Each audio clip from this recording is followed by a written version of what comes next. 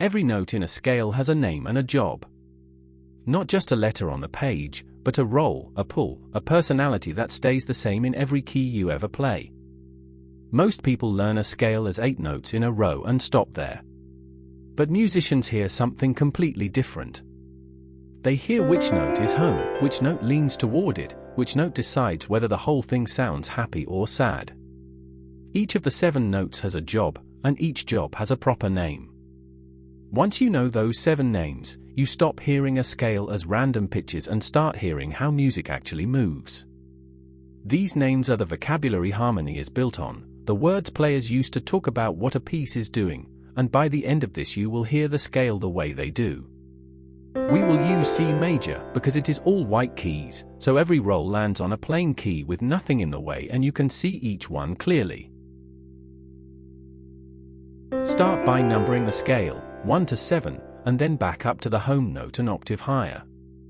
Those numbers are the degrees of the scale, and the very first one is the most important. It has a name, the tonic. The tonic is home. It is the note the whole key gravitates toward, the note that feels finished, the place every melody wants to come to rest. In C major the tonic is the note C. Listen to the scale climb away from it, up through the other notes, and then settle back down. The moment we land on C again, all the tension lets go. That feeling of arrival, of having come home, is the entire job of the tonic. And here is the key idea for everything that follows: every other degree in the scale is defined by how it relates to this one note. The tonic is the center of gravity, and the other 6 notes all lean toward it or away from it in their own way. Move 1 step up from home and you reach the 2nd degree, the supertonic. The name sounds grand, but it just means the note sitting directly above the tonic. Super means above, tonic is home, so the supertonic is the note 1 step above home. In C major that is the note D. It is a restless, in-between note that usually wants to fall back down to the tonic or push on upward. Step up once more and you reach the 3rd degree, the mediant. The mediant has the single most important job in the scale for mood, because it is the note that decides whether the key sounds major or minor. In C major the 3rd is the note E, and the gap from C up to E is a major 3rd, a bright, open interval. That brightness is exactly what makes the key sound happy and settled. Now watch what happens if we lower that 3rd by 1/2 step, down to E flat. Listen to the very same scale again. It turns dark, heavy, sad. Nothing else moved. One note, the mediant, slid down a single 1/2 step, and the entire emotional color of the key flipped from major to minor. That is why the mediant matters so much. It sits in the middle and quietly decides the whole mood. Climb to the 4th degree and you meet the subdominant. In C major that is the note F. The subdominant pulls gently away from home and opens up space, setting up the move that is about to come. It is a soft, expansive note, a step out into the room before you turn back. Then comes the 5th degree, and this one is special, because it is the dominant. In C major the dominant is the note G. After the tonic itself, the dominant is the strongest, most powerful note in the whole key, because it carries the strongest pull of all back toward home. Play G, then C, and feel how hard that 5th wants to fall down to the tonic. There is real force in it, like something heavy finally being allowed to drop. Almost every powerful, convincing ending in music is built on this exact move, the dominant collapsing back onto the tonic. That is why it earns its name. The dominant dominates the way a key resolves, and a huge amount of Western music is really just a long journey out to the dominant and back home again.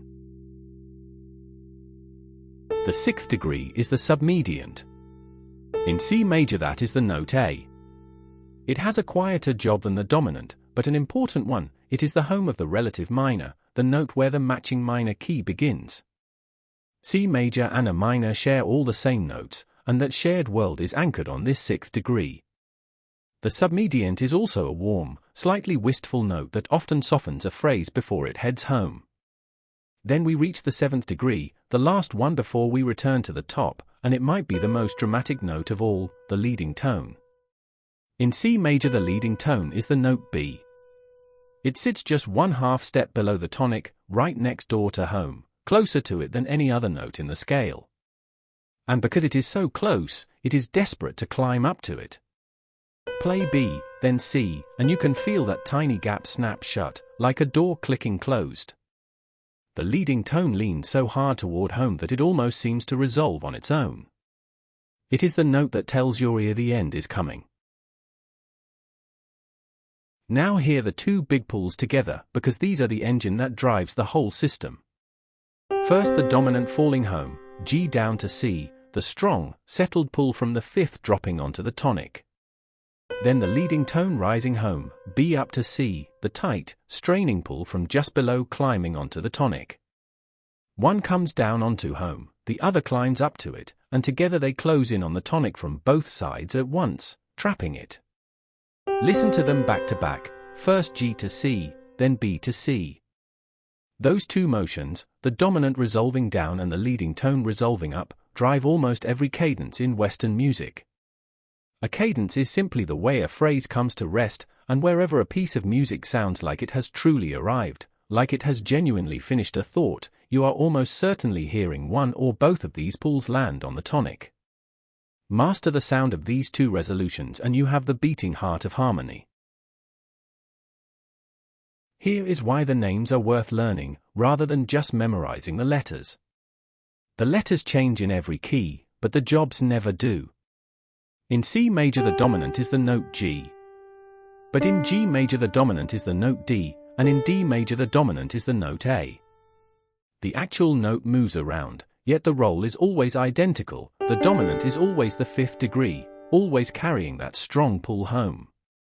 The same is true for the leading tone. In C major it is the note B. In G major the leading tone is F sharp, and in F major it is the note E. The pitch is different each time, but in every single key it is the seventh degree, always a half step below the tonic, always straining upward toward home. So when one musician says subdominant, or dominant, or leading tone to another, they are naming the exact same job, and they instantly understand each other no matter what key the music is in. The numbers and the names travel with you from key to key.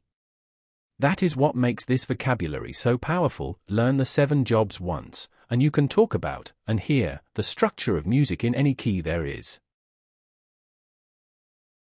So there it is, 7 degrees, 7 jobs. The tonic is home, the note everything resolves to. The supertonic sits one step above it. The mediant, in the middle, decides whether the key is major or minor. The subdominant pulls gently away and opens up space. The dominant carries the strongest pull back home. The submediant opens the door to the relative minor. And the leading tone strains a half step below home, desperate to climb up to it. Those 7 words are the foundation that all of harmony is built on, and once you really hear them, you can never again hear a scale as 8 flat, anonymous numbers. You hear a little drama, with a home note, notes that pull toward it, and notes that decide how it feels. Next we take these degrees and start stacking them on top of each other, 3 at a time, and that is exactly where chords are born.